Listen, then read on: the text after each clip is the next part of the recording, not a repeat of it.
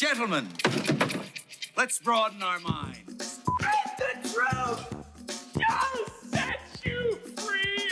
You can't handle the truth. We came, we saw, we kicked his ass. That's not how the Force works. I'm gonna make him an offer again. I'd buy that for $1. Hasta la vista, baby. This woman has to be gotten to a hospital. Hospital? What is it? It's a big building with patients. That's not important right now. Oh, I'm sorry. Did I break your concentration? I can do this all day. Yeah, I know.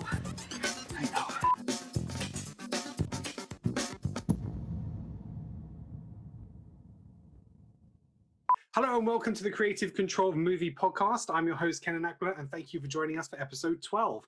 Joining me for today's show, we have from the Creative Control team, we have Sasha, Neil, Andreas, and Leo. Welcome, gentlemen.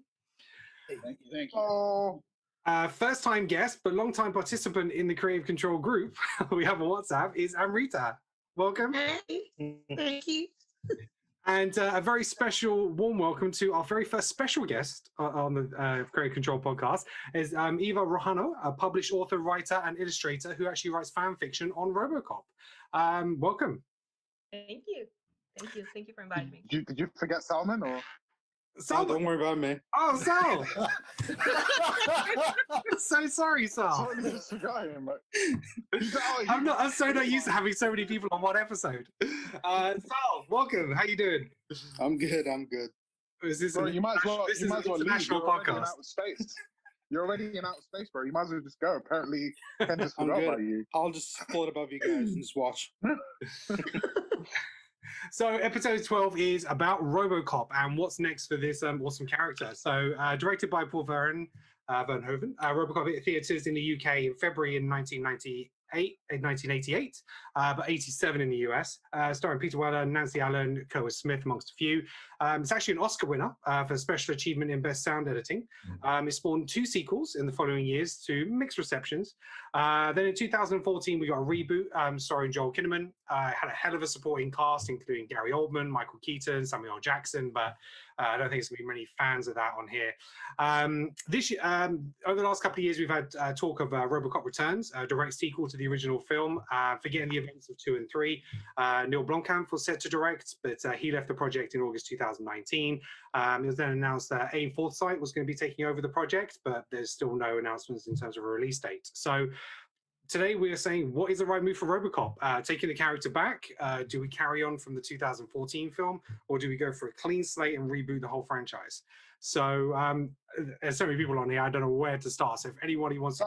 Ken, why don't you just do this? Why don't we all just why doesn't Eva give us the right answer and then we all talk nonsense for the next hour? Or we all talk nonsense and then Eva gives us the right answer. Because she's obviously way more qualified than the rest of us. I'll tell you, I'll give my thoughts first. For me, I'm quite excited about the idea of revisiting the character from the 80s, like a direct sequel. That we've kind of had some similar situations like that, which they tried to do with Superman when they did Superman Returns and kind of ignore some of the sequels. And I think if it's done in the right way, it can really work. I think they want to go for the similar aesthetic. They want him in the same suit. It's pretty much going to pick off where Detroit is kind of on the verge of breakdown. He's going to come in to try and reaffirm order, and I like that fact. Yeah, I mean, the 2014 film itself was okay, but it just didn't hit you in the same way that the original did. And the only good thing about that movie, though, was the first suit that he had, which was like a modern version of the old school suit. Yeah. And I have I've got a model of that. It's a play arts model. And that looked good. I was like, okay, I see what you're going for. And then Michael Keaton was like, oh, paint it black. And I'm like, what? Why? Why do you need to paint it black? It looks better like this. Leave it Absolutely. Like this. You might have a chance of making a better movie.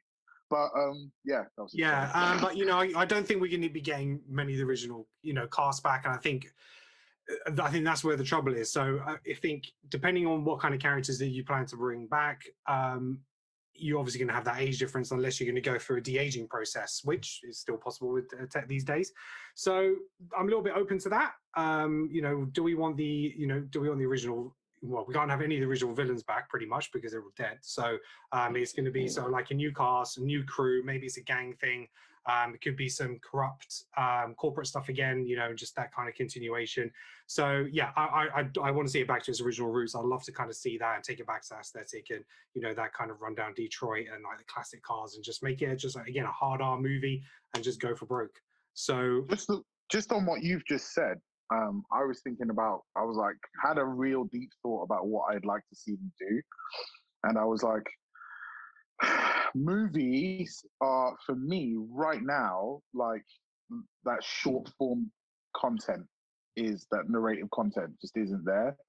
Like, I would prefer to see something along the lines of maybe like a TV series or maybe like a mini series. Like, so I know they've done 2 TV series for Robocop. They did a cartoon one, which was called Crime Wave, which was actually done by Marvel before. I used to have it on VHS, and you can watch it all on YouTube. It's all on YouTube. You can watch it on there. Yeah, they are great, right? And me and my kid watch them, and those are great. But you could take like start from the beginning, go do what Netflix did with Stranger Things. What One Division is doing is like they're taking the aesthetic from a certain era, and then they, you know, putting it down. Like Netflix makes you believe that Stranger Things is in the 80s, and you're totally in. Neon lights and everything else. Do the same thing with RoboCop. You know, give it that futuristic but past aesthetic, and make like a mini series. You know, it doesn't need to be a big thing, and just start from the beginning, but just keep a lot of the main plot points, extend it out a little bit, kind of like what they did with the Guyver second TV series, where they just basically did the first 12 OVAs. Manga did it. Any of my anime fans here will understand what I'm talking about. Yep, Neil knows. I can see Neil giving the little thumbs up. And they did the first 12, and then they redid it back in 2005, where they released another 24 episodes, retelling the first 12, then extending for another 12. Kind of do that. I wouldn't mind seeing that. I mean, if I had my real way in life, just don't touch it. Leave it the way it is. Just do something else. Stop calling stuff RoboCop. But the fact that, you know, Hollywood seemed pretty like stuck on the idea of wanting to remake things. Like, take RoboCop, give us the same suit, obviously not the same actor, because Peter Weller probably wouldn't want to do it anyway. But yeah, you know, and then retell that story just on a longer form with like, you know, some updated graphics maybe. I'd even still do Ed 209 in stop motion just for fun. I'd be like, nah, just leave it the way it was. It's got a certain charm to it that I just wouldn't change. You know, there's like a lot of stuff that you can pluck out from the original script that Frank Miller did, you know, when he then turned it into a comic. You can pluck a few things out from that as well. I don't know if anybody's, I know both me and Neil have the comic book, the Robocop. Oh, you got it as well, Sash? Yeah. So I read that recently just to sort of like, I don't know, just to reread it.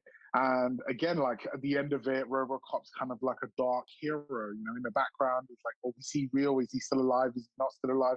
Like, you could either continue it kind of from that, or you could rebuild your entire fan base and then start with some sort of TV series and work on from there. Things with those comic books, the comic book versions were good because those were like what it was originally supposed to be. And then obviously they rewrote Frank Miller's script and made him get angry and shit because obviously he wasn't that fucking angry, bro, because they stuck him into RoboCop 2. He's the doctor, innit? Oh, he was getting paid, wasn't he? So yeah. Kinda, well, then you know, don't ever let that guy be any creative control, really, to be honest, because then he did the spirit and that film was dog shit. So anyway, my point is that like, yeah, I mean, there's a lot of content to take from. You just have to figure out like which way you're going to go about it, because they try to retell that story with the new RoboCop movie, and that film is a pile of wank for reasons that I didn't think. Like, I don't know why Ed 209's not in that film. I mean, he is, but not really. Like, you know, and then they reference the old RoboCop, great, you know, because you see the suit in the background on display and shit. But I mean, that film's pretty dumb, you know. I would prefer I like the sort of straightforward. I don't know, fucking get Paul Verhoeven, pay him the money, get him to do it again. Just be like, you know, Paul Verhoeven, we're not going to throw Orion money at you, we're going to throw Netflix money at you, and we're going to give you some fucking budget and make this movie again. And yeah, you know, throw some stuff in. Isn't the guy who played, so Bob Morton, the guy who plays Bob Morton's dead. Dick Jones is still alive, right? Again, The guy who plays Dick Jones died. Yeah. Yeah, but he's dead in the filmverse, isn't he? Huh? No, yeah, no, but throw him in there anyway. Fuck it, why not? Get him in. Get because you know the funny joke that goes on with Robocop. He'll be the bad Robocop. So they saved his body at the end. No, So they dude, rebuilt him. They did that. There is a bad Robocop, and the only person who will know in this fucking conversation would be Eva, right? You know, there's a bad Robocop. It's in the Prime Directive. They did these 4 movies with It Robocop. was not bad, and I saw Prime Directives. Bad, but they fought, and it was horrible. It was like watching two They used to be clunky vending friends. machines. Yeah. Yeah. If you've ever seen 2 vending machines with arms try to have a fight, that's what it looked like. It was really bad. I think Prime Directives was a disaster. I mean, but now considering you know, the remake, even Prime Directives looks a bit decent. Do you know what? There is, if you look at in Prime Directive, there's like I can't remember his name. Maddox? Is it Maddox? I just saw them once. I was like so disgusted at them. I don't remember the names of the characters. There's a Robocop suit, but it's like a black shiny Robocop suit. He looks exactly the same as Robocop's, but he's got a black shiny one, and he's got 2 of Robocop's 555 Berettas, right? And so yeah. But anyway, that do something like that. I don't know. They could throw a lot of stuff in there. There are loads of options, but I would go personally TV series route, where you're not throwing $250 million at a movie, and it's not that much of a high risk. But if you get the right director, and we know, if you get the right production team that can do things with a smaller budget, you could do a lot of great things. Yeah, I like that idea. You just don't skimp on the important things. Like, don't skimp on the aesthetic. Don't skimp on the feeling of the era, and don't skimp on the outfits. Like, you can get unknown actors to play it. Peter Weller was mildly unknown. I mean, he had done a few things before Robocop, but Robocop for me is what made him, put him on the map for me, and probably a lot of other people on here. But yeah, I mean, that's my 2 cents. That's what I think they should probably do, and I reckon it could do it right. But if I really had my choice, I'd say don't touch it, leave it alone. Well is enough. I'd rather just watch the original over and over again for the rest of my life. Yeah, I do like the idea of a series. I think that's something that, particularly Amazon could probably pick up, because they're pretty good with their R-rated stuff. So, do you know what they're attempting to do, which is like a bit disappointing, because in 2017, Ed Neumeyer was commissioned to write a new script for Robocop Returns. I spoke to him about it, and he said that he was super excited because MGM was being very supportive with him. To make long story short, they rejected his script because they thought, and Michael Miner said in an interview, that it was like overambitious and MGM didn't want to produce it. So it was going to be like corporate wars, but reformed. So I remember starting a campaign to not let Lewis out of the story, because in the original Corporate Wars, Lewis doesn't exist. And it was because, Ed asked Nancy back then if she wanted her character to age 25 years, which she said no. But now Nancy has the age to portray a Lewis of the future. And I remember that I'm a longtime friend of Nancy Allen. So I was pushing for her, and I made them talk. Which was funny.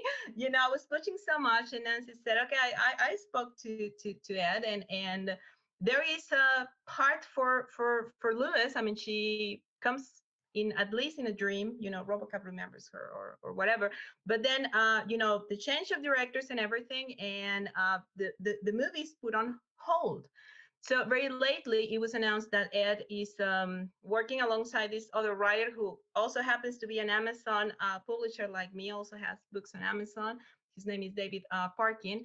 And they are trying to do like a prequel sort of thing, kind of like Cobra Kai thing with Dick Jones. I mean, and it's like, what is that thinking? I mean, important decision. Sorry? No, sorry, that was just my phone. I apologize. Go on. Oh, okay. So it's like, we would like to see the old formula. For me, I think it's too late to erase completely the sequels, more so that Phil Tippett has created Robocane, and we get to see Ed 209. So I think that, and as a female Robocop fan, I mean, one of the things that made me attracted to the franchise was that the second um, uh, protagonist was a lady that could do anything everything that men could do. I mean, growing up in the 80s and 90s, I remember liking action films and sci-fi films, and I used to sit next to Dad, and I saw all James Bond's films and Die Hard and Lethal Weapon, but there wasn't a character I could identify with until I met this little lady here. I customized her. I made one for Nancy Allen, believe it or not. I sent her Californian sister doesn't talk to the Mexican one anymore. Nancy owes me a picture, and Nancy, if you're watching this, you owe me a picture. So I think that the formula that worked was Sergeant Reed, Ed 209, and Lewis, Robocop, having these adventures in Detroit. I don't know why they want to complicate it so much. So the remake was like a step back because, in 1987, Paul Verhoeven, who's a feminist, he kind of like remodeled what Ed had written, because Ed had envisioned Lewis, but a bit more feminine than what she was portrayed in the film, and I think it was Verhoeven the one that gave her more like a tomboy sort of image and everything, and that broke paradigms back then.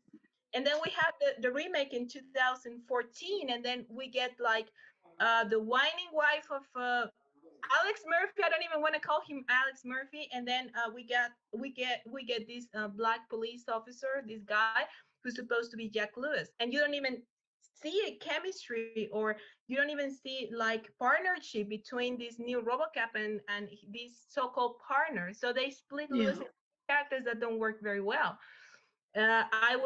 I lamented a lot to see Gary Oldman, because Gary Oldman's character, I actually like him. I thought my Robocop, went through hell and back and never cried. I mean, he never shed a tear. And this Robocop or whatever he is sitting in front of Skype or whatever. I don't know. And he's crying over his family, and he has the heck of a technician. I mean, Gary Oldman was so compassionate, so intelligent, and I wanted him in the other films. So I've said to Ed many times, I know he's obsessed with doing a follow-up to the first one, and everyone praises the first one, which is a masterpiece and everything. But you can't forget that RoboCop 2, there is the dynamic of Peter Weller and Nancy Allen there, even if the script is not as good.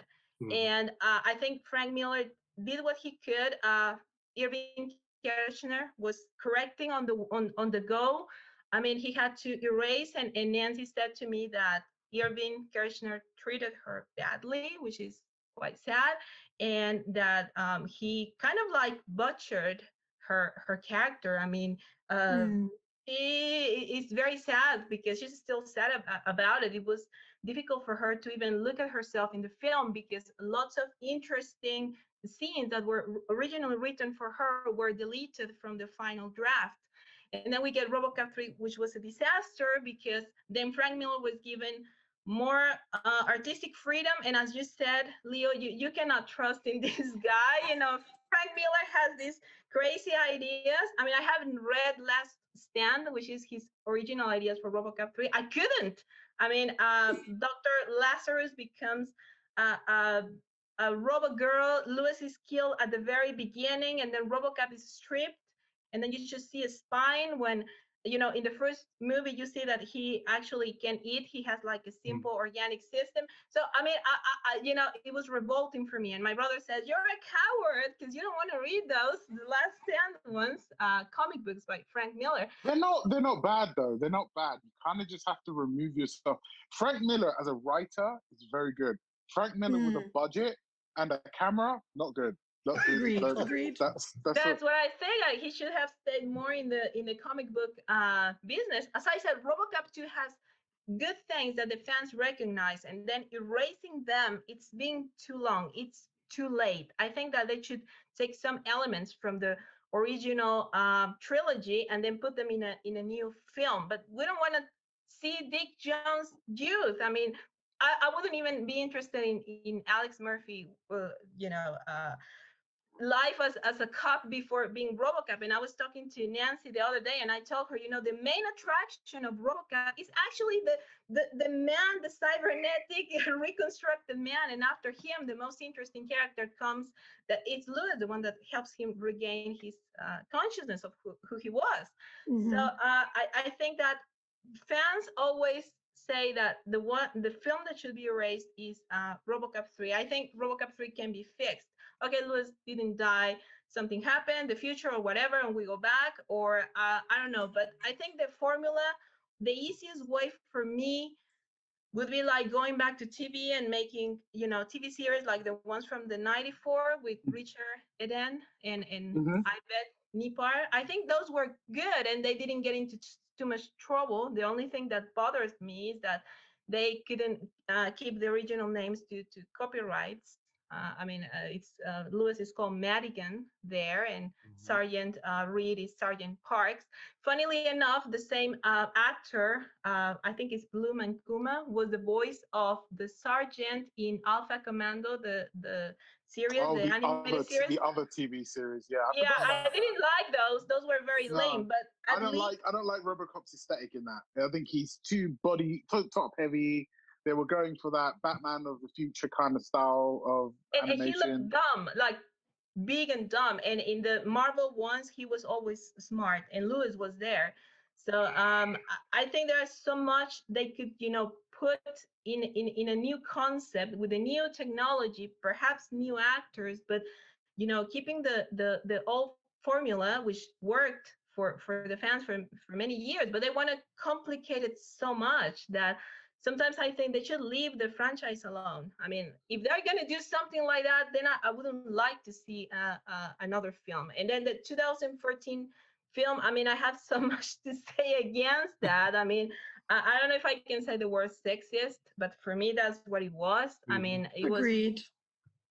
Yeah, thank you. Touching on like some of the things that you mentioned earlier, which I was like, oh man, I should have said that, but she's totally right.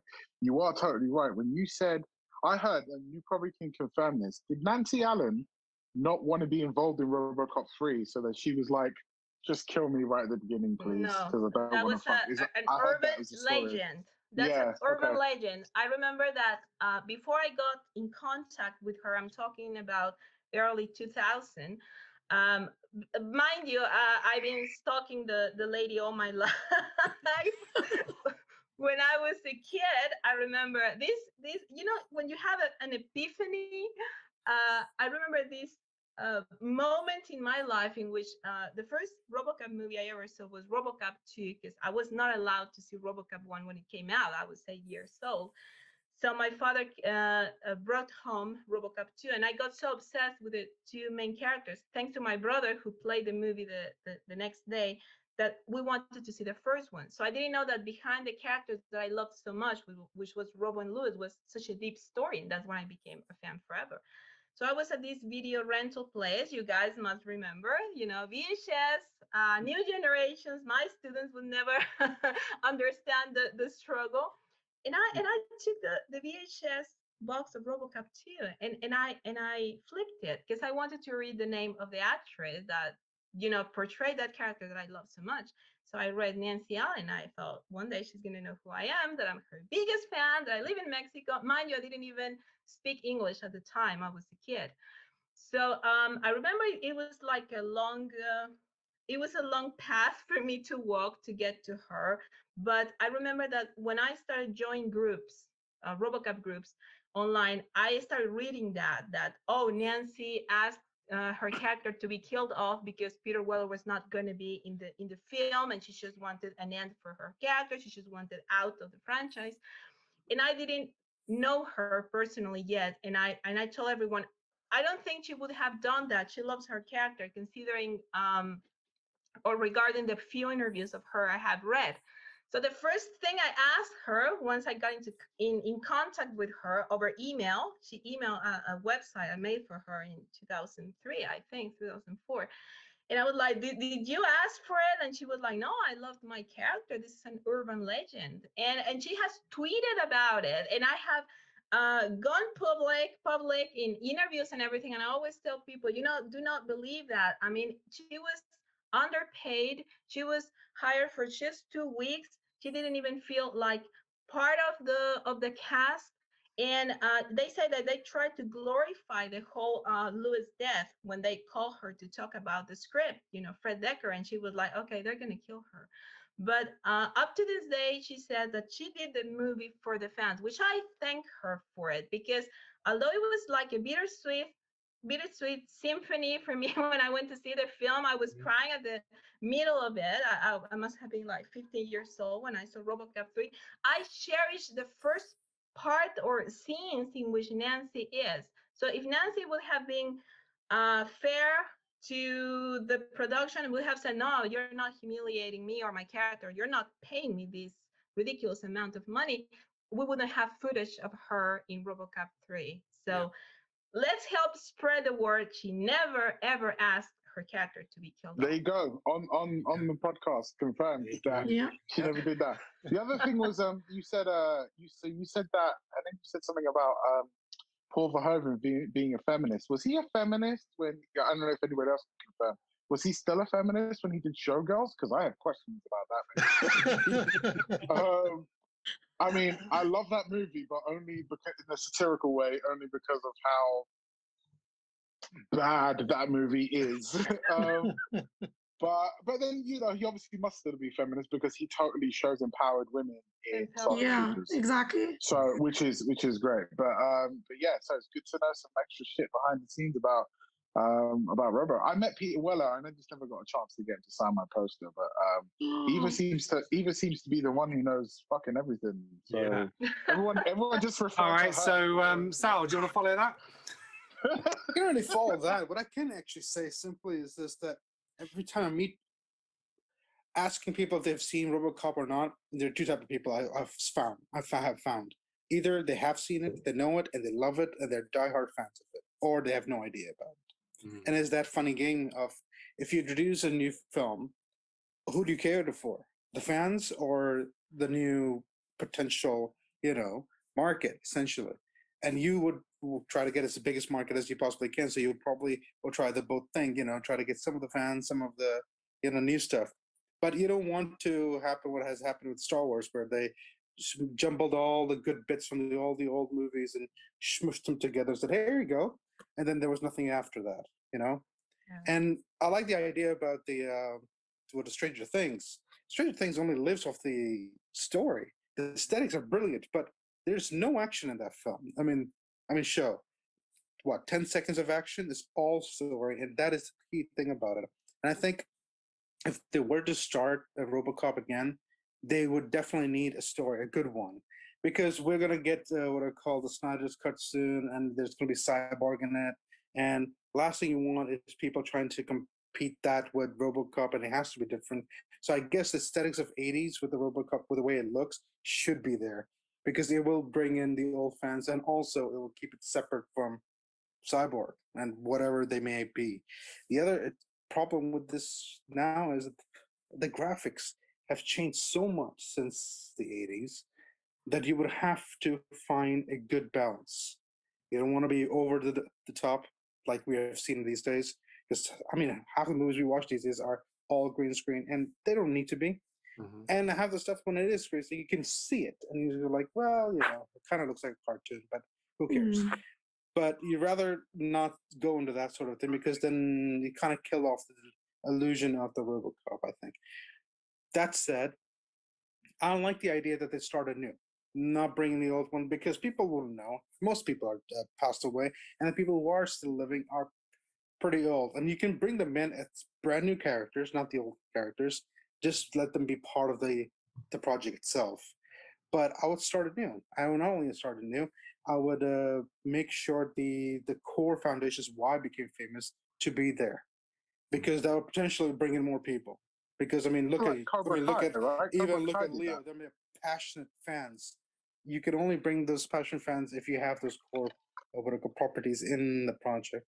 But starting new, mini mini series or what I call our TV show can be a good idea, but I would like to see it as a feature film because, I mean, I like a feature film. I mean, that's mine. I think. I mean, just but look at Cobra Kai though. Cobra Kai did that where they were like, they off the point you just made, they took like they respected the original content, kind of refreshed everybody's idea. But I mean, I completely agree with what Sal just said, which is all about storytelling. There's not a lot of action that goes on in Cobra Kai. It's just got certain beats, kind of like even Robocop. There's not a lot of action that goes off in Robocop. There's only just a few certain pivotal scenes, and then obviously a lot of biblical references, which I'm sure everyone here knows, so I'm not going to repeat them. But if you don't, I mean, just watch the final fight scene with fucking Robocop and Robocop like you say, and Cobra Kai it tends to lead up to that one big battle at the end of the series. You know, so you got a couple of little bits and pieces, but it's that set piece right at the end. And if you take it, the whole thing is all of Robocop. The first one just leads to him understanding that he's Murphy, and it's like it literally ends with Murphy. That's it. That's the last line of the movie. What great shooting, son. What's your name? And he's like Murphy. And that's it doesn't need to go any further than that. It was opposed to like his story arc in that movie. But what Sal said was completely right. Like you want a great story to be told, and Cobra Kai does that. You got to do it for the fans, and you got to do it right. But you have to, like I said, you can't release it on something like YouTube. Again, just use Cobra Kai as a perfect example. You know, only a few people on here, me, Neil, Sash, and I don't know anybody else who did or didn't watch it, but I can definitely say us three watched it. Yeah, I did on YouTube when it first came out. We were huge fans. I would tell people about it, and they were like, "Nah, I don't know what you're fucking talking about." Then it hits Netflix 3 years later, the first 2 seasons, or 2 years later, and everyone's fucking talking about it. It's number one. So like, you need to do that, but you need to release it on a platform that's got so many eyes on it, and especially during lockdown. Like, let's hopefully not, but let's say lockdown lasts another year, 2 years, whatever, and they do decide to do something and put it into production fast. You have so many eyes just sitting at home watching it. That's how shit's gonna blow up. Robocop sells, and that's the problem about it. The name, the trademark Robocop always brings money to the studios, so they have tried to pimp the story, sacrificed the quality of it for the sake of money. So I think the remake from 2014 was the worst example of trying to make money out of the Robocop name, disrespecting the original storyline, disrespecting everything that they, all the talent that it took to put together the first film, which is sci-fi cult right now. And the funny thing is that the hardcore longtime fans, which are we that were getting old, that we were the kids that we liked the films when we were very young, didn't like it. And the new audiences, they have Avengers and any other superheroes, and they didn't like it either. I mean, it was a complete failure because it didn't attract new fans, and they were underestimating the longtime fans that probably would have been the ones that not only would have consumed the film, but would have told younger generations about it, because many of my friends already have kids, and they are showing the cartoons, or telling them about Robocop. And I think that in the meantime, corporate greed, the real corporate wars, I wrote an article a couple of years ago. The corporate wars behind Robocop is that it became a very profitable name, and they're trying to explode it. I mean, they're trying to pimp it, and they don't respect the original. It was supposed to be for a closed, kind of like an VIP set of fans when the film came out, because it wasn't as commercial. But then we, the kids, were the ones that ruined things, because the movie was not aimed at kids, but the biggest fans were the kids that saw the films and shouldn't have.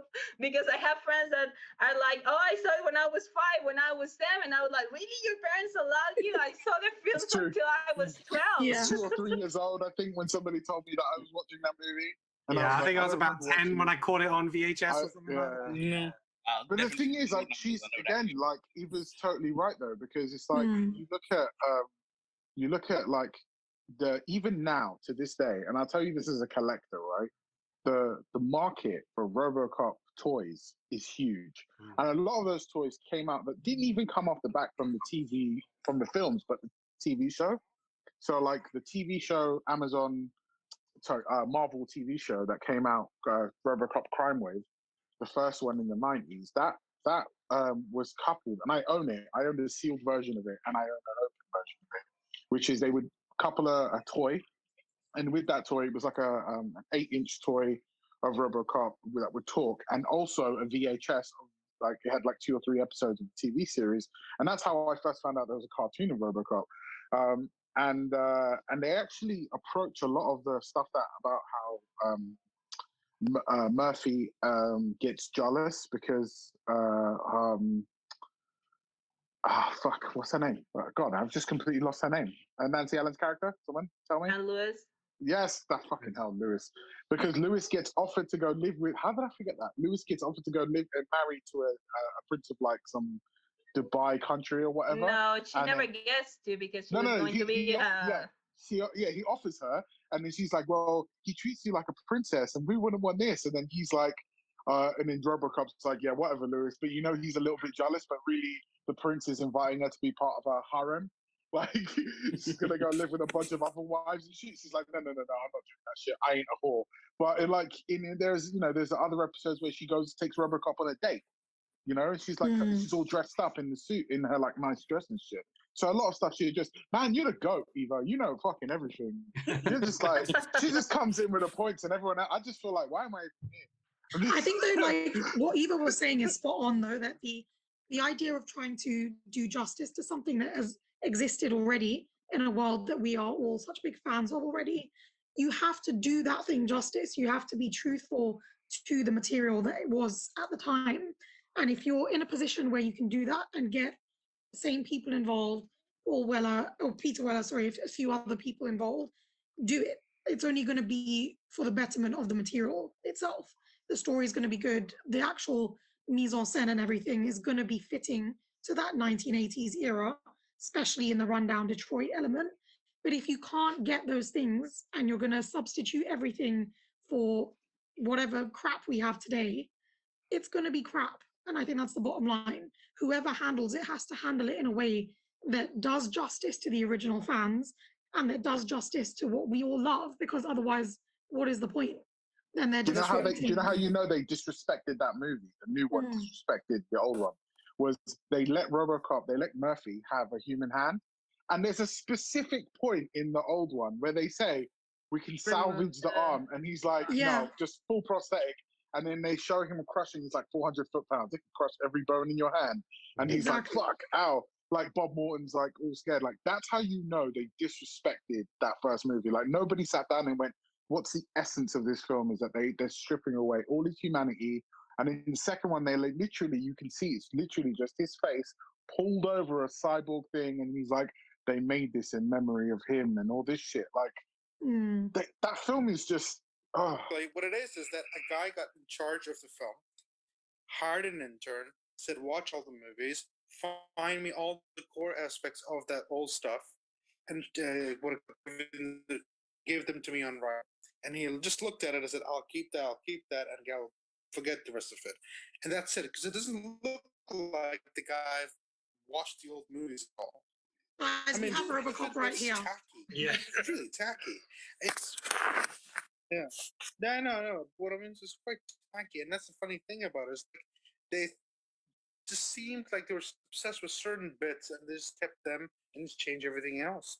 And that's the thing. Like last night, I was watching Sneakers, and to make things dark, they just switched off the lights. You know what I mean? They didn't have to make it what I call put on lots of filters on to make it look dark, or the brand new suit. I mean, the way they make it look, it's just bright and dark at the same time, and it just make it look like an old steel. Guy just hammered it in his garage, sort of a thing. That kind of looks dark simply because it's unrefined, and that's the part of what I call the Robocop that I think people like as well.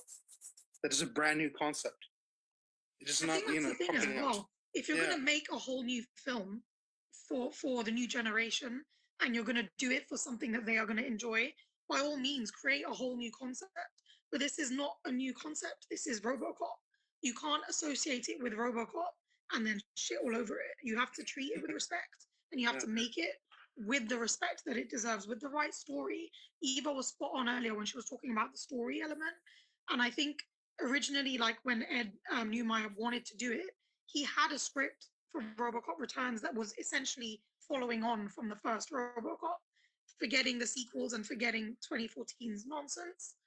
And I think that would have been a world I would have loved to have seen. The exact follow on straight after. But if you're going to now just turn it into something that it really isn't, just leave it alone. Let it be. We ended already on a shit note in 2014. There's kind of no need to keep dragging I can't it even too remember much. that film. Yeah, exactly. I mean, the thing is as well, it's the shame because I actually love Joel Kinnaman. I love him. But that film was Oh, he was in it. He was Yeah, this is the funny No, part. the biggest disrespect of that movie is the fact they pulled in fucking Michael Keaton and dragged him into that shit. Exactly. Like, I was like, why did you do this to Batman? Why is Batman being dragged to the mud right now? That's why he wanted it black, you know, because, you know, he kept thinking he was Batman. Fucking get him to play Robocop. He'll fucking do it, right? But that's the thing. I feel like they picked names that they were just like, you know what? All of these people are known people. They're going to be great. The kids are going to love them. But they didn't Samuel give Jackson, any does he mind say to the story. motherfucker in that movie? Does he say No, that's why motherfucker in that film? Samuel L. Jackson. He says motherfucker, right? I'm sure Must do at some point. I mean, I'm sure. He always does. yeah. And Rita, so what would would you take it back and kind of do a late sequel? 100%, yeah. I would either want to do that in a world exactly after the first one, because I want to see the 80s rundown Detroit aesthetic. I love that aesthetic. And I think that's the best kind of parallel we can get for the policing element versus today's shit that we actually have in our world today. I think the parallels are there, and I'd love to see that. Otherwise, I agree with Leo. I actually think it could be a cool Netflix series as well, but it would have to be handled and done with as much kind of care and attention as something like Stranger Things, which is my favorite series ever. And I think if you can't do it to that level, you can't respect it to that level, just don't bother. Yeah, I mean, I'm leaning more towards the fact that it could be a great series, and the fact that you could take, if you look at like some films where, you know, if you look at John Wick, it's very much it's an adult theme, but it's very physical. It's all a lot very much practical, and that's what I'd want to see from a RoboCop series as well. You know, practical suit, no CGI. Very good point Sal made. You know, I think if you are going to target this, you are going to target the audience who grew up with that. Same as pretty much Cobra Kai. It's like we're doing the service and recognizing those characters, because ultimately the persons who grew up with that show, they are at the point in their lives now where they've got disposable income. They're the ones who are going to be, you know, tuning into the service, and you know, they will introduce their kids and like other generations and explain it to them. You don't go attracting the younger ones and hope that the older ones are going to tag along for the ride. So they do need to keep that aesthetic. Yeah, and you know, if they go for that late 80s, early 90s vibe, I think that would work great. And if you then compare it to shows something like Daredevil, you know, you can have something very much where you've got somebody investigating a kingpin, someone kind of rising with ranks within the police force, political arenas, you know, and you can have Robocop kind of being almost using that detective side of him as well to be able to use the features and the databases and, you know, all that kind of access he can, you know, gather to infiltrate both the police side and sort of like a crime syndicate side as well. So I think in the spread over a series, that could be really good. Lots of plot twists and turning characters and stuff like that. So he technically does that anyway, though, doesn't he? Even in the first one, forget the 2014. In the first one, when he's got the spiky USB, and he like he gives the guy the spiky USB middle finger, like the proverbial. He's like, "You can't do that." And he's like, "Shut up." And then he just shoves it in the machine, and then he's like twisting it around. And he's like, "That's the dude that killed me. I'm gonna go." Yeah, exactly. And just see more of that. Exactly, and see more of that. So Neil, have you got a treatment, or are you just gonna kind of give us some ideas? I ain't gonna lie, I was writing a treatment for like when you said you said it last night, you were like, "Oh yeah, it's gonna be about Robocop." I was like, all right, yeah, I can do something. Dust off the script. No, I'll try and make it as short as I can. So my idea is basically like, and a lot of different ones, but the one I kind of favored the most is basically like a proper version of Robocop 3 in as much as, and even though I'm being a hypocrite because I hate it when people like make a film that cuts out something that's come already. But what I wouldn't give to do that to Star Wars 8 and 9. like you scrap. Oh, I'm not even gonna lie. I thought you were about to go. I thought you were about to say. So yeah, I've got a really good idea, and then you just read out Eva's script. Like Eva's book, and then she'd be like, "That's my book, motherfucker." No. They basically like it's a third Robocop film. So the first film exists, the second film exists. It's basically the end of Robocop. It's set like whatever. So Robocop was in the 80s, so it's set, essentially give it like 20 years after the events of like Robocop 2. So Delta City is built, it exists, it's real. I have the police force are predominantly robots. So like it's more, so there's like say the police force is like 60% robots. Yeah, it's more drones. It's more robots, drones, things like that. But it's all based off of Robocop, so he's still there, but he's more like now like old school Clint Eastwood. He's the old,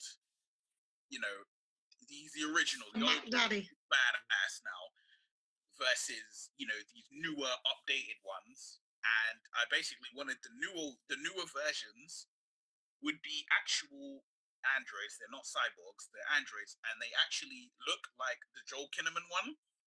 Okay.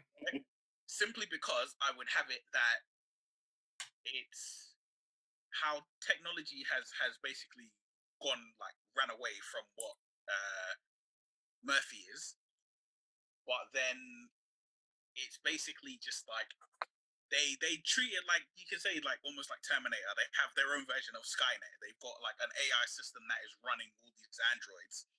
They follow the prime directives and whatnot, but it's a system that is being corrupted.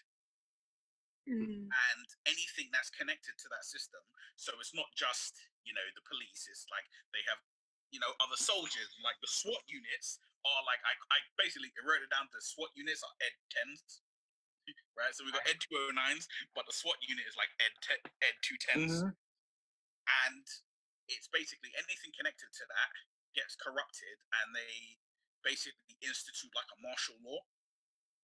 Okay. And it's just literally like Murphy, Lewis is like, like Commissioner Gordon type thing now. So she's like the head of the police. You read my book, Neil. You read my book.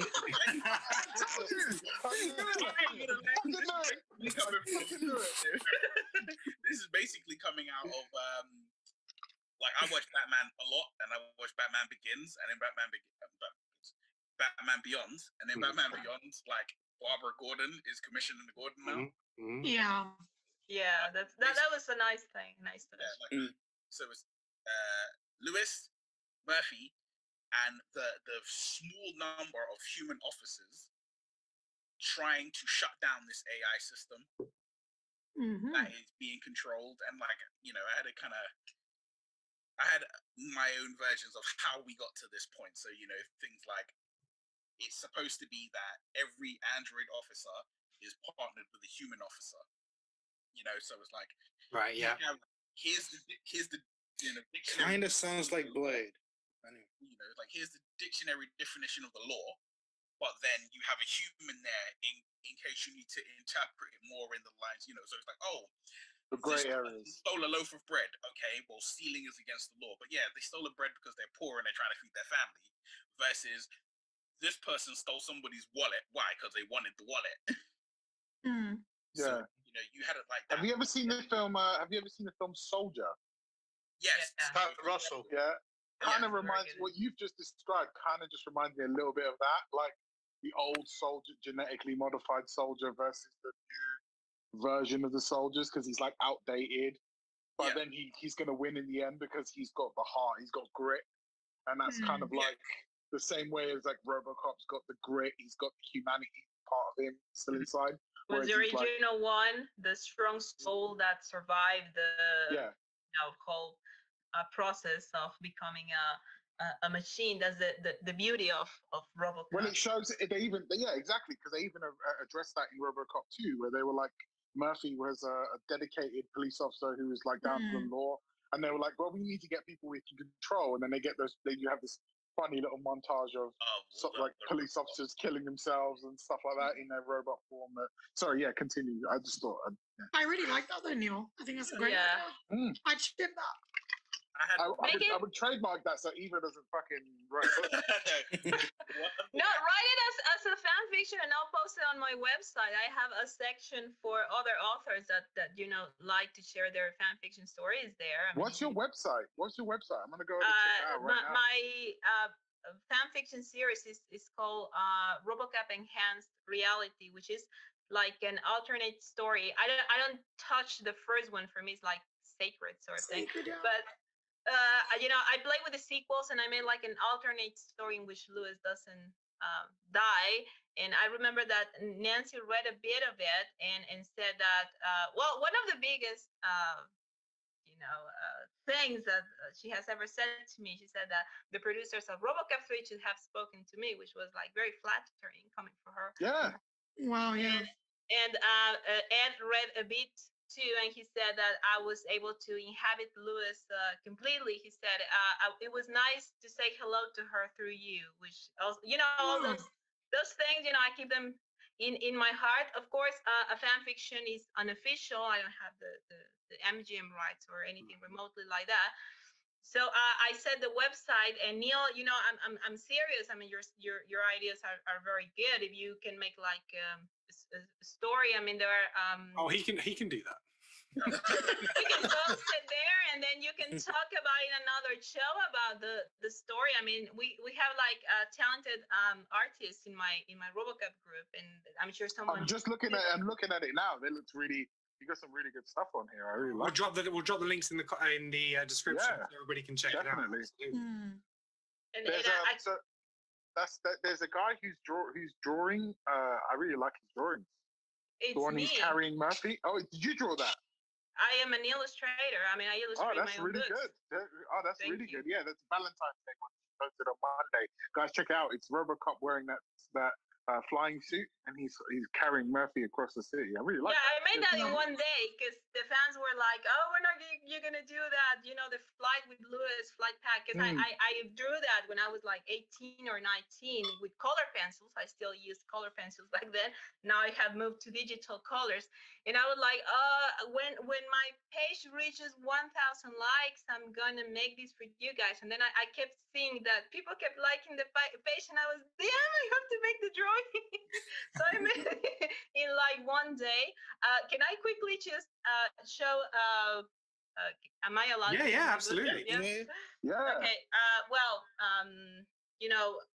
Apart from the Robocop world, I took the step to become a published writer a year ago, and I think this wouldn't have been possible if I didn't have the influence of Ed Neumeyer. I released a first novel, which is more like a romantic novel. It was based upon a short story I made for him that escalated. He didn't believe me, and I turned it into a book. This is not Robocop related. It's called The Black Butterfly. It's about a strip club, kind of like showgirl sort of thing. And yeah, it is. But during pandemic months, that's it. That's it. And during pandemic months, I joined a group of writers on Twitter. You can find us with the hashtag writing community if any of you wants to join the fun on Twitter.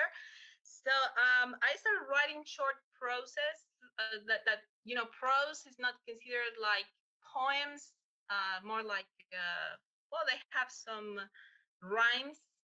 And then short stories too. And then the least I expect, I already had material for a second book. But this small book, it's more about short stories and poetic prose, like my editor says.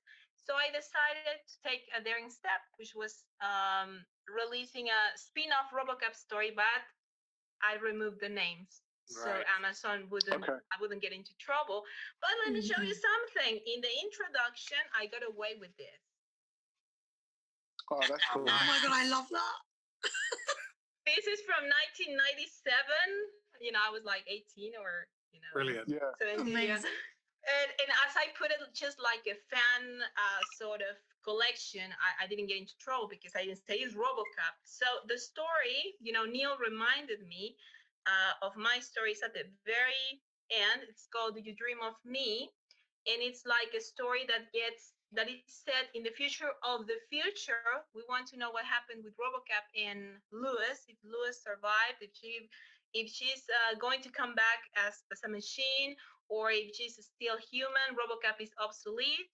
There are many cyborgs walking around what used to be old Detroit. So I took some elements from my fan fiction and I put it in this short story. I think it's like a small homage to corporate wars and to Lewis, that she comes back. In my universe, she always comes back. She never died. So what Neil was saying is very interesting because they tried to touch upon that on Prime Directives, but they did it badly.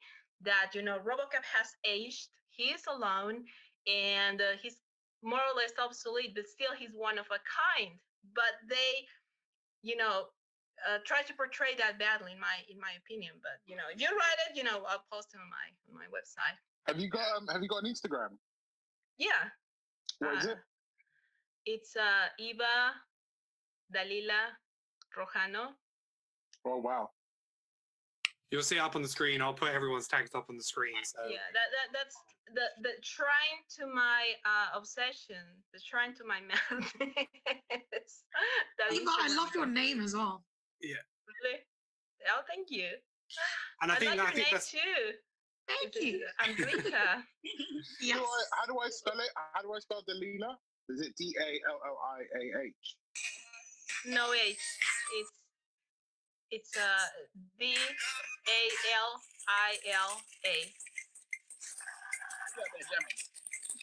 What's that noise? I don't know. It's We're having a party and they're not Someone's inviting jamming. us. I think that's a really good idea. And, for Neil's concept, it's a case of, as much as technology may advance, the fact that the human part of this cyborg is smarter eventually than that tech, and it can kind of overcome it, kind of thing. So, Sasha, you're going to said you're going to keep it short and sweet. We haven't probably left you a lot, but what's your kind of take? Would you take it back? Would you kind of reboot? You know what? I've been listening to all your takes, and to be honest, I really like Neil's idea, but I also like your idea about the 80s aesthetic as well. I think what I was trying to do was to keep that original film alive and put it in the now, if that makes sense. But let me start off by saying exactly what Leo said.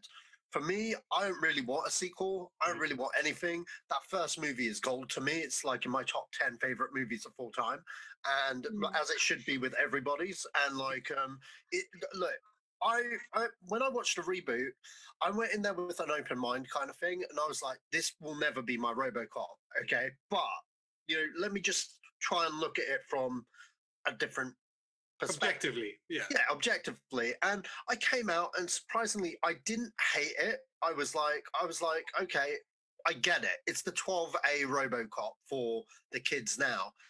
And it was completely different. Sure, it wasn't the same. They approached it from a different angle. They gave it way too much humanity. It really wasn't my Robocop, because that's not why I like Robocop. But, I took it as, as what it was. And I was like, as a film, it's not too bad. You know what I mean? But it's not Robocop, Yeah. And if I had to pick one movie, if I had to pick one Robocop movie and take on a desert island to live for the rest of my life, that would not be it. Yeah, I mean, it's not even hell. I would take RoboCop 3 over that movie, and I don't like RoboCop 3. With RoboCop, I have a soft spot for 2. 2 was probably the first one I ever saw, and I've rewatched it. Like the bit when they announce RoboCop 2 and they have all the different iterations, still makes me laugh. Still makes me laugh because it's hilarious. And Kane. Kane, I thought was a decent villain. I know. Like in a lot of, I've seen a lot of like people like say like how if they were doing another RoboCop, maybe it would be more sleeker and all of that kind of stuff, and that's why they didn't like it. And I'm like, and a part of me was always like, but in the '80s, bigger was better. So I always kind of disagreed with that. I liked Kane, and I thought it was a good kind of robo battle as well, And I don't think it's that dated. And I always liked the blue kind of. Blue's my favorite color, so like I always liked the blue kind of look to that he had in the sequel kind of thing. But that first movie pisses all over everything. You know what I mean? It's gold. So my thinking was keeping 1 and 2 canon. Move it to the present day. What would that be like? And the only way I could think about it was the RoboCop program was dismantled, was whatever by ACP. Whatever happened, you'd have like a flashback showing like Murphy being shut down or whatnot, kind of thing.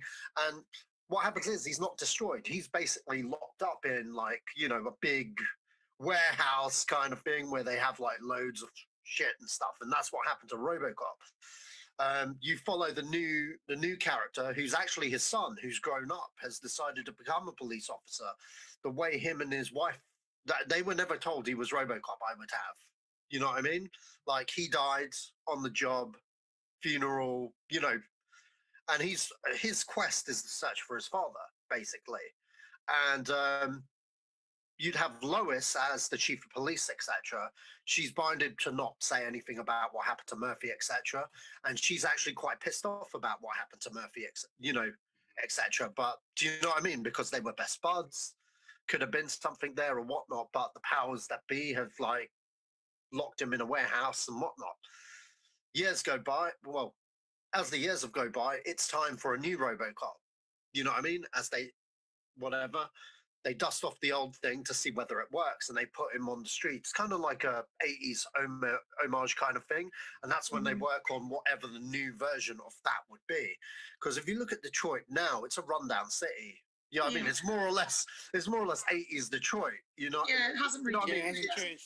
There's no industry there now. It's completely desolate. Yeah, you General Motors, shut that shit down. Yeah, you need to represent that kind of thing and represent the crime wave that's going on in the now. So basically, my idea of the core of the movie, it be a father-son relationship kind of thing, where he's searching for his father and he's teamed up with RoboCop, not realizing it's his dad, kind of thing. So there's that, and then I haven't really thought. How many of you would recognize your dad's face from here downwards? If your dad did, if I'm like this, if your dad was like this, but if it's like 20 years later and the kid was only what 5, 6 in the movie. Yeah, exactly. I'm agreeing with you. You would never know it was his dad, I would until he does the gun swivel. Until he does. Oh my God, that's it. There's your pivotal point in your movie, bro. He does the swivel and he's like, Dad? Yeah. I would have the head of OCP be the black guy that was always in the movies that you knew was the brains of the outfit. I would have him. He'd finally made it. He was the head honcho. You know, kissed enough ass. Now the guy. Johnson, yeah. I'd have Johnson. Johnson's the guy. MVP. I would get him back. I would get him back, and I would get Peter Weller back because for me, Peter Weller was RoboCop. You know what I mean? Which is doesn't why want to do it again, though, does he? He said he doesn't have to be the practical part of it. No, it comes out with there's money involved. Yeah, if they face map it, they get someone to do the practical. Face map it, get someone to do the practical, and then when the mask comes off, it's him. Yeah, totally. There's ways around that. And pay him the money, man. He's not that expensive, surely. You know what I mean? It's not like his day rates should be pretty cheap.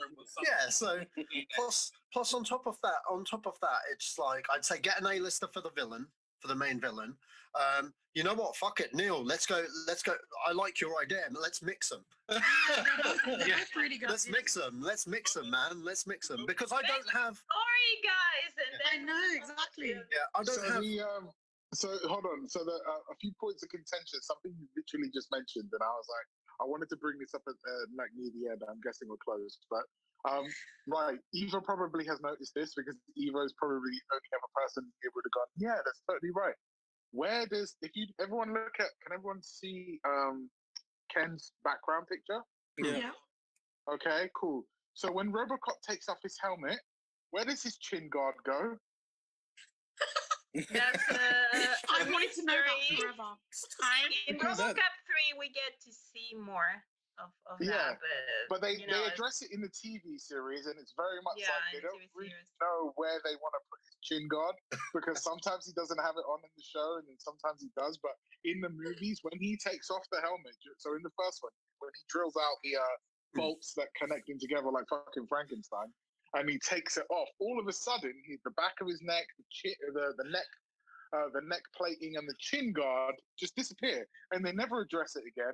And then he shoots Joe, poor guy.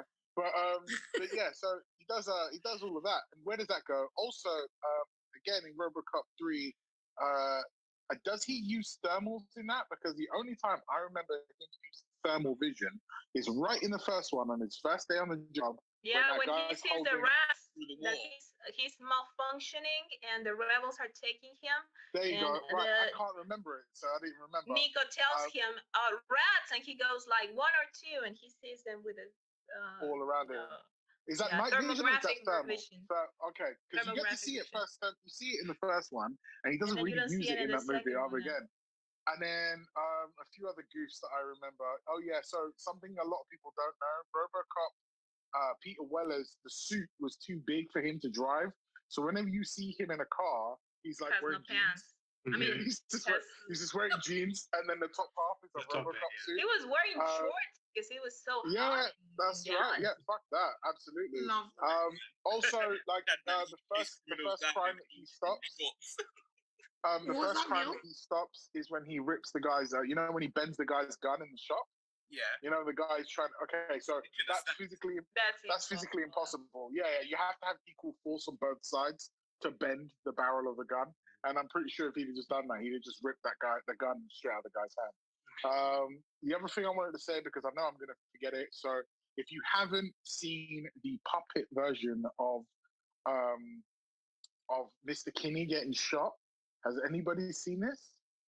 What do you I mean? think so. Extended. No. Okay. Okay, so there is so someone did a remake where they built Ed 209 to scale, and then they used puppets in the boardroom instead, and then they had a scene where they remade the scene where like Muppet puppets, where they had what's his name get shot to shit, Mr. Kinney, but he's a puppet, and it's fucking hilarious. There's like a making of it on YouTube and stuff, and I'm pretty sure everyone else has seen this, but maybe Eva hasn't seen it. But like, go on YouTube and type in the amazing RoboCop rap.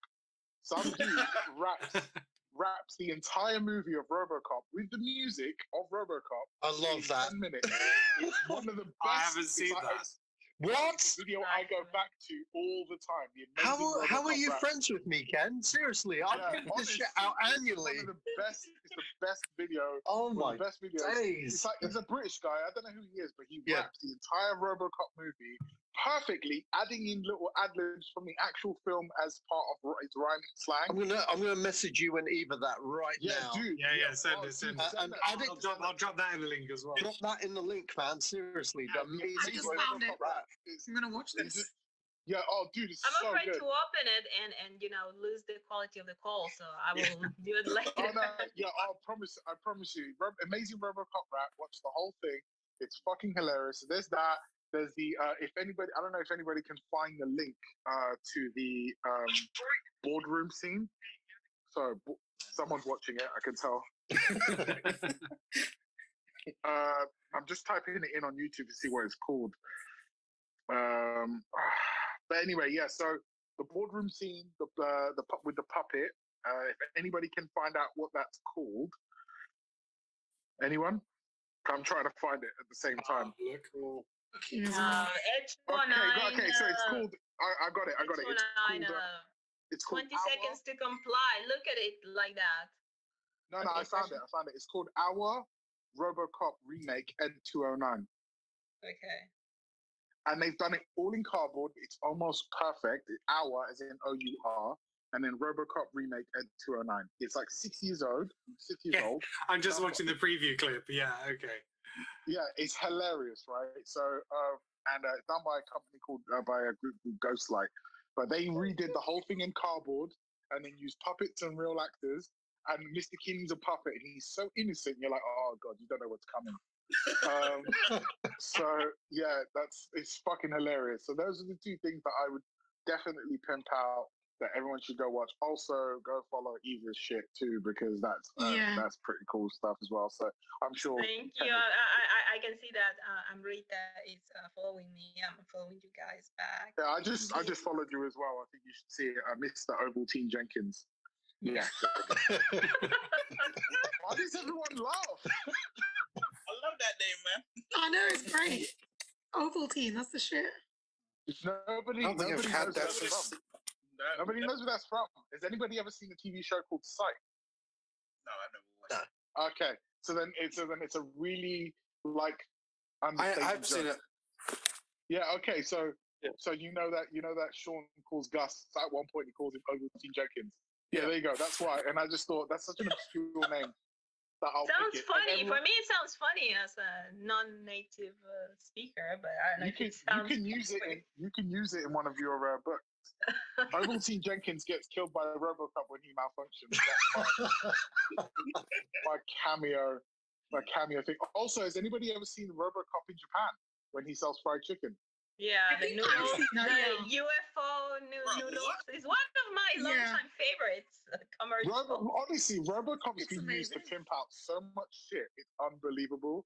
Like, there's a fried chicken too. Yeah, he was in an advert in very recently as well, right? Last year, in Argentina, he was selling Coke in Argentina, but that one was a very well done one. They had the MGM rights. Does anybody remember when Robocop came out in WCW? Yes. What? That was nice. Yeah. You don't know that. I'm going on YouTube right now. Bro, Robocop came out, WCW, back before Monday Night Nitro Wars. He came out and he helped Sting and he broke somebody out of a cage. It might have been Sting.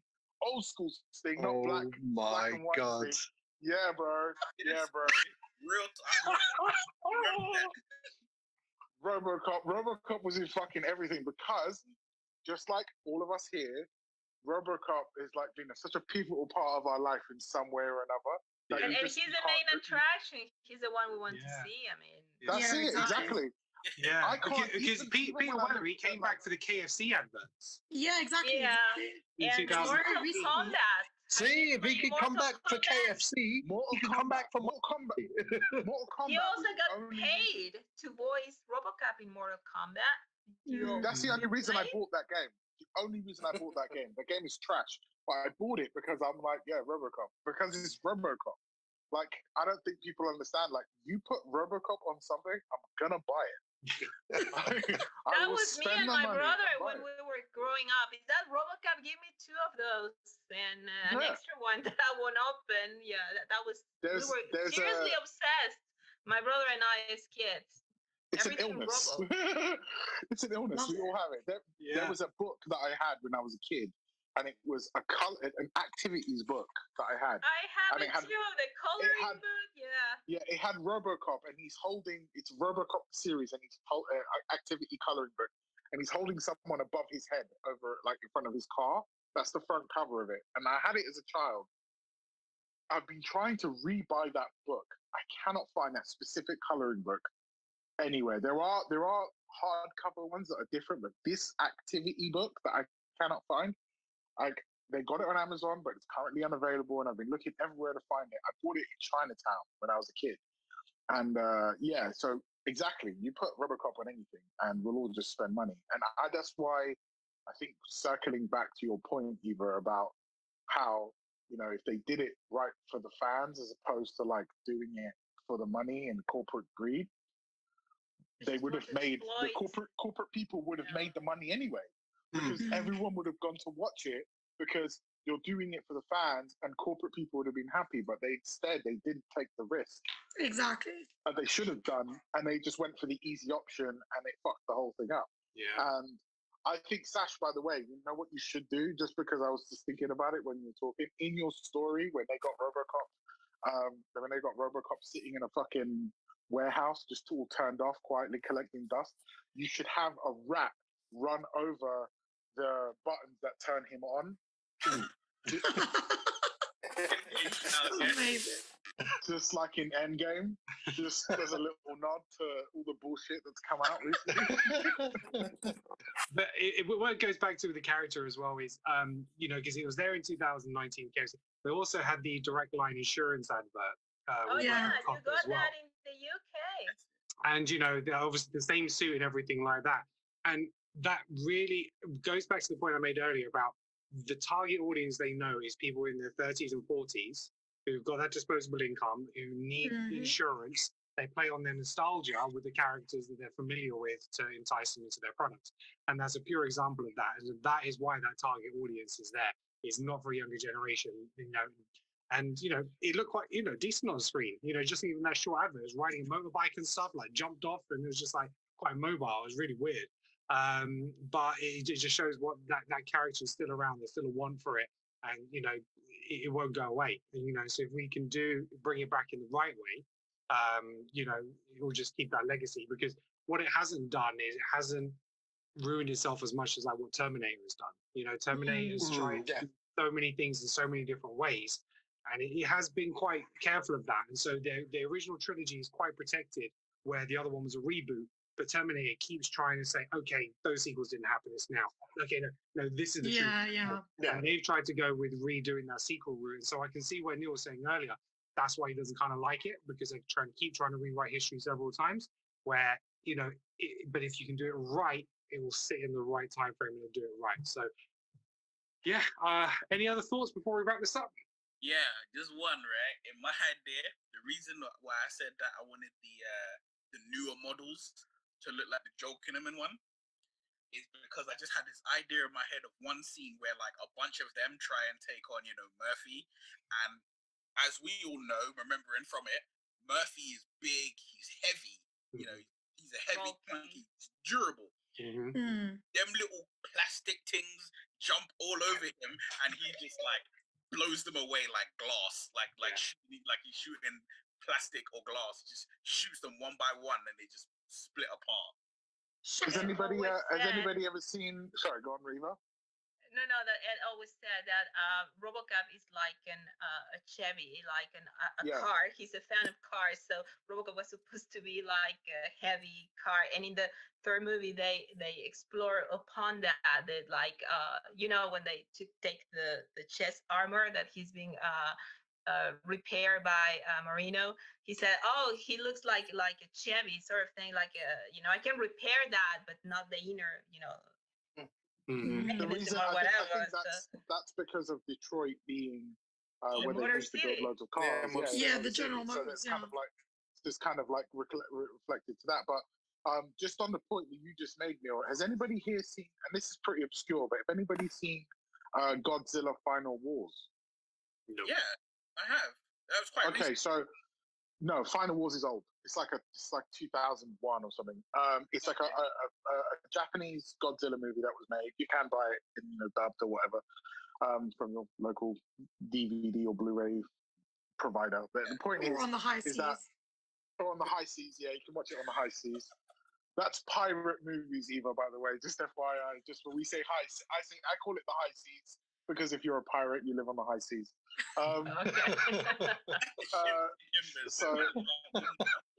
So I had to explain it because I'm like, just in case she's like, what the fuck are these guys talking about? So anyway, I was thinking that. Yeah, you can watch it on the high seas, right? Or on the seven seas. Anyway, the point is so when the Godzilla, the Roland Emmerich Godzilla film came out, and Japan absolutely tanked that movie. They hated it, right? They were like, this film's dog shit. We hate. That's not what Godzilla looks like. Godzilla's supposed to be big, clunky, of very much like a comparison of our Robocop in 2014 Robocop.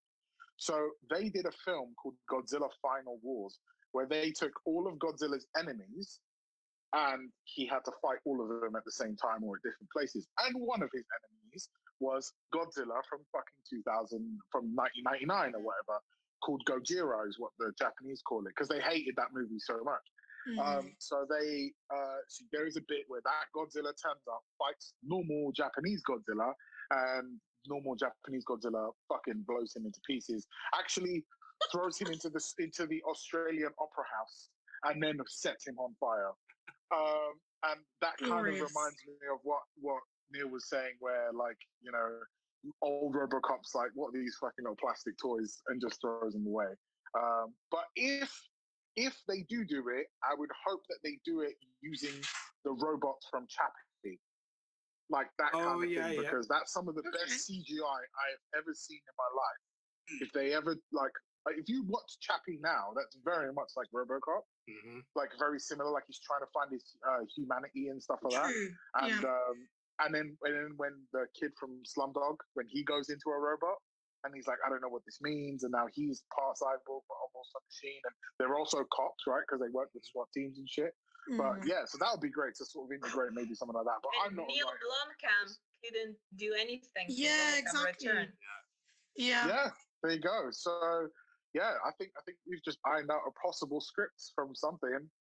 Do we ever want to see on the big screen Robocop versus Terminator? No, keep it as a game. My screen at home's pretty big, so, and I have seen it on my screen at home. No, because Terminator wins that fight, bro. Terminator wins. Terminator could run. I mean, it was a crossover that worked as the comic books and video games, but not sure if it would work as a film.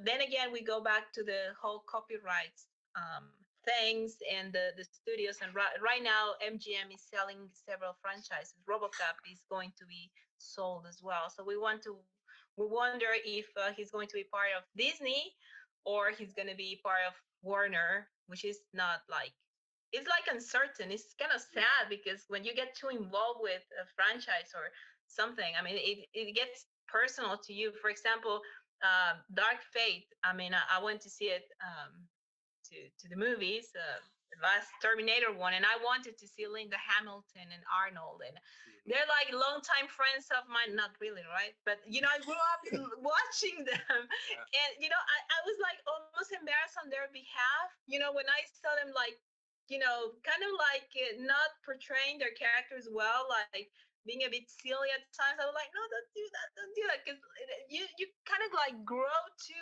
like them in a familiar way, if that makes sense. So with Robocop, it gets even more personal because I'm a Star Wars fan as well. You can see behind me my baby Yoda and my BB-8 and my BB-8. You know, they're friends.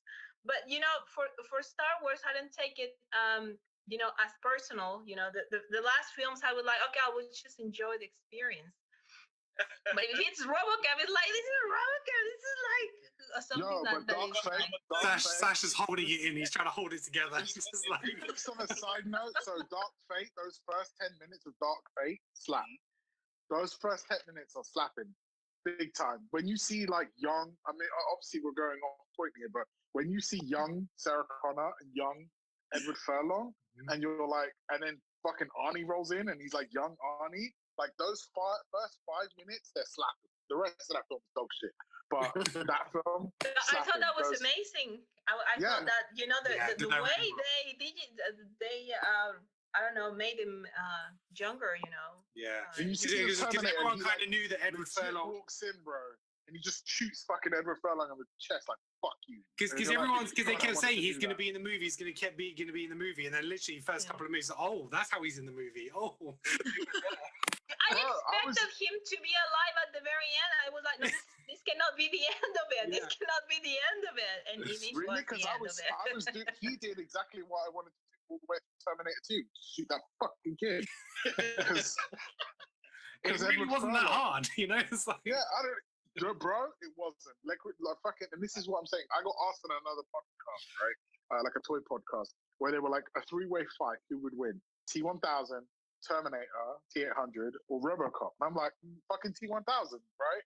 Because like he's the GOAT. If it wasn't for just happenstance of bad planning on his part. Take away the steel mill, T-1000 wins that fight. Yeah. Yeah. Take away the steel. If you remove like your area, your environment that requires him to melt into whatever the fuck, granted the fact that he can melt anyway, you remove that environment, fucking Robocop, he's gonna get dusted hard by T-1000. Terminator T-800 gets dusted hard. Like, Robocop's great. Creative writing. I mean, Robocop is always written in a way in which his enemies are more powerful and more modern than him, and somehow he's smarter enough to end them. So if they make the movie, they would come up with something that, oh, Robocop thought about this. This makes the Terminator burn from the inside or explode or whatever. And yeah, Robocop. Hold on. I've got a little guest here. Come here. Say hello. Oh, hello. Hi.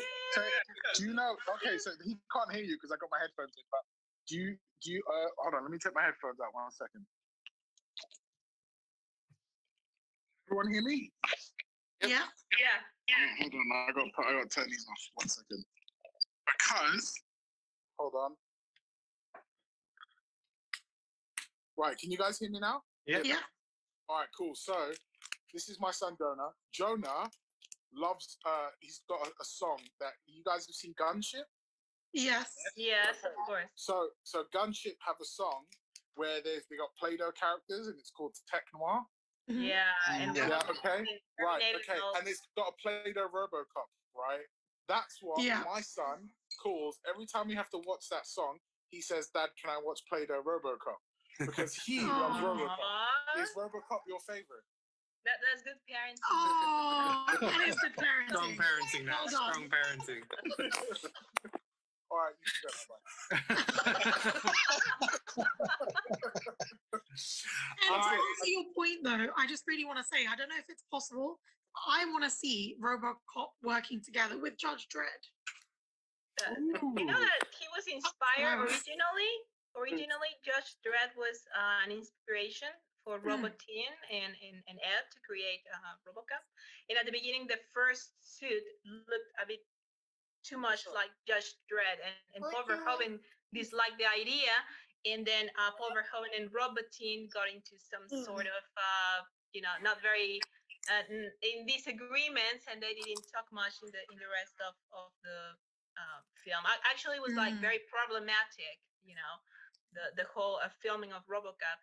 The ones involved in it say that it was like an accident, that they don't they suffered together, they don't want to remember it. But then Ed has said to me that it was like the stars aligned for all those talents to work together.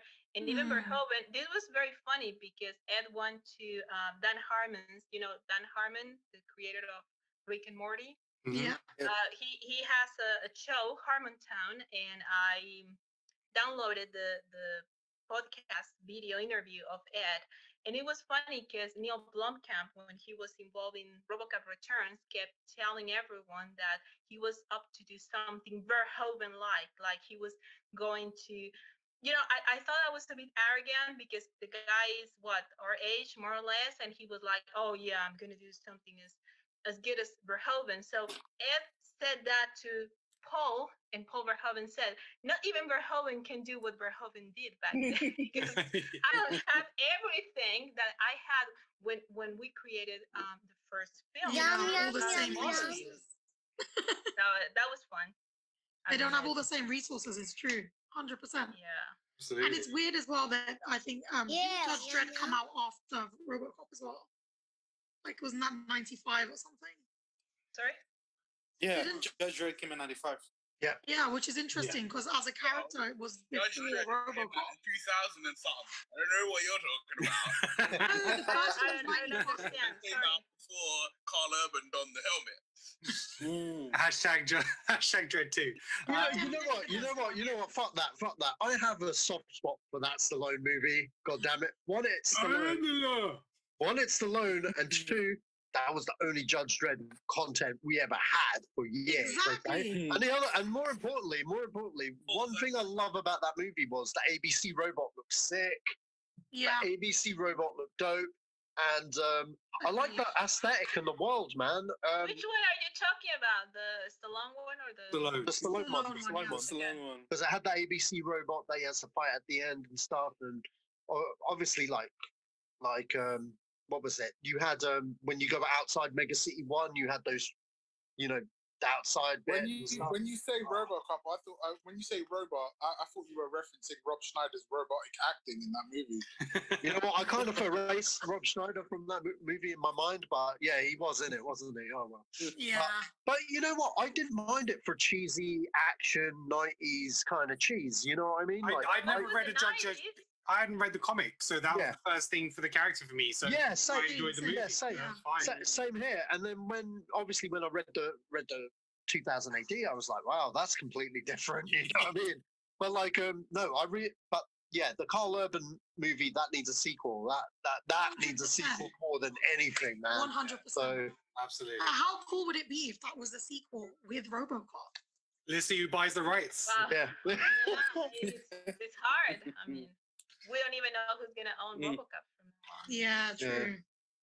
All right. Well, that will pretty much wrap up the show. So give me a chance now to say to everybody, let us know what your social media tags are, pimp out anything that you want to promote. So Sal, where can we find you on social media? I'm Sal _F1 on Twitter and Instagram, or you can find me here at Creative Control. Cool. And Rita, what about yourself? I'm just on Instagram, Quirky Turquoise, or you can find me on Facebook. I'm Rita Sarah Collette. That's it. Neil? You can find me at The Neil Coppin on Instagram, and that's about it. Great. Finally, your Instagram tag now matches up to all the episodes, because in all your episodes of Shoot from Moon Pics, and I was like putting Neil Coppin at the bottom. It's like, it doesn't make sense. Sasha, where can we find you? Slashman3 on Twitter. And Leo, where can we find you and anything that you want to promote that you're doing at the moment? I'm just drawing on Instagram, so I do a lot of drawings randomly. I started drawing again the other day. So, amazing drawings. If no one's seen them, they're incredible. I've got his total one as my desktop screensaver. I was going through his. And Daddy was showing on screen. Yeah, because I was drawing on my iPad. So Mr. _Ovaltine Jenkins. What's the Damage? He's making a comeback. I am organizing it with somebody else at the moment. Podcast I used to do. I think I did about 30 something episodes, and then kind of like life got in the way. And this one here. So that's coming back. So What's the Damage is going to come back. I am organizing with another friend of mine, Tori. That will hopefully come through. But yeah, so Mr. _Ovaltine Jenkins, I draw random shit on there just for fun. And that's it. Yeah, thank you. Awesome. Can we find your old episodes of What's the Damage? Is it on iTunes? Yeah, they're on iTunes, they're on SoundCloud. SoundCloud is probably still hosting a lot of them. I think I checked the other day. So SoundCloud got a bunch of them. Damage is spelled with 2 M's because Van Damme in it. So, because why not? So that's it. Yeah, Van Damme for Robocop. Do that. He was Predator once. He could be the villain. Predator at some point. He could be the villain. He could be the villain. He has robotic acting. Eva, tell us all your websites, all the things you do. Promote. Talk us through everything. You can find me on Facebook, Eva Dalila Rojano. You can find me on Instagram, which is the same, Eva Dalila Rojano. You can find me on Twitter, which is Eva Sirenita 2404. And I don't know. I've been thinking about opening an author's page, but I've seen that almost nobody follows those. So my editor has been telling me, when you release your third book, because I'm working on my third book at the moment, you should open an author's page. But you can find Robocop Enhanced Reality, which is my fan fiction Robocop series. It's a website. I'll give you the link, but also the page on Facebook is on the same name. And then Sasha is part of my Robocop and Lewis fan group, which is like a closed private group. I don't let many people in because, there are lots of trolls and problematic members, and we have had some bad experiences there. But I try to keep it like, clean and friendly. So you can find me or my Robocop related pages there. Awesome. All right. And you can find me on Twitter at Kenan Talks Film. So I'm going to follow you, Ken. Yeah, absolutely. So thank you very much for everyone for joining. Really good discussions today. If you enjoyed what we did. Hi. You can find all episodes of Creative Control on YouTube, Spotify, Apple iTunes, Google Podcasts, pretty much any platform. And please make sure you like and subscribe to our channels and download our podcast. Please leave your comments to let us know what you thought of the episode. And if you've got any of your ideas of your own, what would you do with Robocop? And let us know what some film titles and franchises you'd like to discuss in the future. So that's it from us. Thank you very much. And until next time, I'd buy that for $1. Peace.